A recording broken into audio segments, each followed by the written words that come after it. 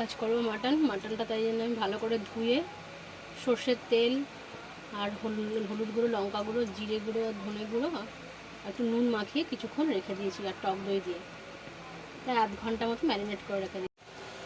এদিকে গ্যাস জ্বালিয়ে আমি আলুগুলোকে ভেজে নিচ্ছি। এতে আমি দিচ্ছি পেঁয়াজ, রসুন, আদা, টমেটো।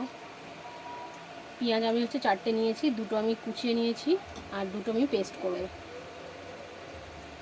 পেঁয়াজ, টমেটো, আদা, রসুন আমি একসঙ্গে এটা পেস্ট করে নেব। আর এতে দেবো একটা পেঁপেটাকে ভালো করে কেটে ধুয়ে আর ভেজে নিলাম। একটু ফোড়ন দিচ্ছি তেজপাতা, সাদা জিরা, একটু গরম মশলা ফোড়ন দিলাম। ফোড়নটা থেকে ভালো গন্ধ ছেড়ে দিলে তারপর আমি এতে পেঁয়াজটা ফোড়ন দেবো।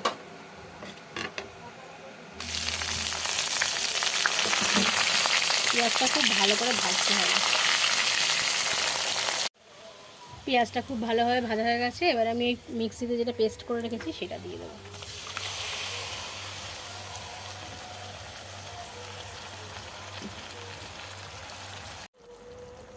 দিলাম আমি হলুদ গুঁড়ো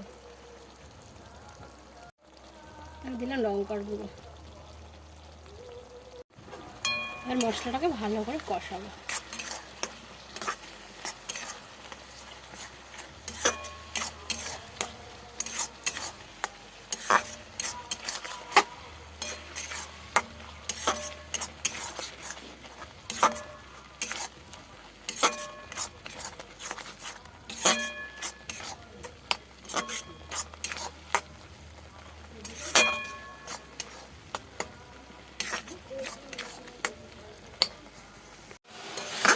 মশলাটা আমার এদিকে কষানো হয়ে গেছে, মশলা থেকে তেল ছেড়ে দিয়েছে।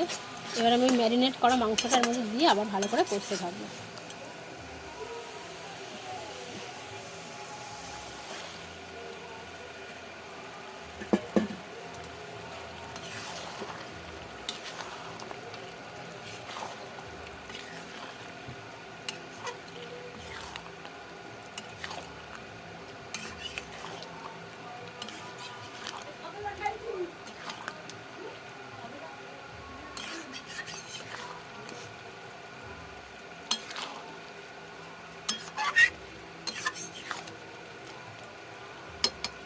এবার আমি এতে দেবো নুন আর মিষ্টি।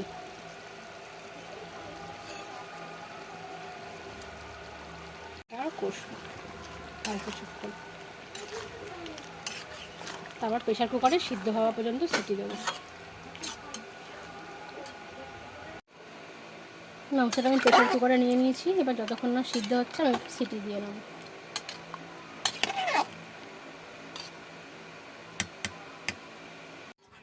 মাংসটা আমার খুব সুন্দর সিদ্ধ হয়ে গেছে।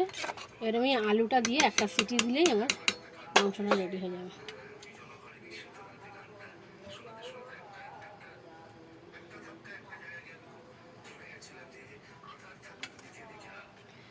সব আলুগুলো এরকম করে দিয়ে আমি আরেকটা সিটি দিয়ে নিলেই আমার মাংসটা রেডি। মাংসের ঝোল আমার রেডি।